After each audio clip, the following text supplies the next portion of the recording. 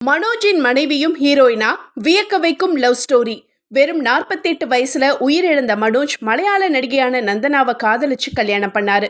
தாஜ்மஹால் படத்துல அறிமுகமான இவர் அல்லி அர்ஜுனா படத்துல நெகட்டிவ் ரோல்ல நடிச்சு அப்ளாசம் வாங்கினாரு. அதை தொடர்ந்து சமுத்திரம், கடற்பூக்கள் உள்ளிட்ட பல படங்கள்ல நடிச்சாரு. லேட்டஸ்டா விருமன்ல கார்த்தியோட அண்ணனா இயல்பான நடிப்பை வெளிப்படுத்தினாரு. சாதுரியன் படத்துல தன்னுடைய ஜோடியா நடிச்ச மலையாள நடிகையான நந்தனாவை காதலிச்சாரு. 2 பேர் வீட்லயும் கிரீன் சிக்னல் கிடைச்ச நிலையில கடந்த 2006ஆம் வருஷம் கேரளாவுல கல்யாணமும் சென்னையில கிராண்ட் ரிசப்ஷனும் நடந்துச்சு. இந்த காதல் தம்பதிக்கு ஆர்த்திகா, மதிவதனின்னு 2 மகள்களும் இருக்கிறாங்க. கடந்த சில நாட்களுக்கு முன்னதா மனோஜுக்கு பைபாஸ் சர்ஜரி நடந்திருக்கு.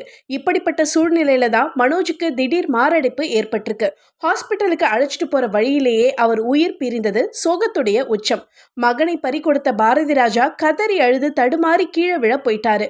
விஜய், சூர்யா உள்ளிட்ட நடிகர்கள் பாரதி ராஜாவோட கையை பிடிச்சு ஆறுதல் சொன்னதோட மனோஜ் மனைவி நந்தனாவுக்கு ஆறுதல் சொன்னது குறிப்பிடத்தக்கது.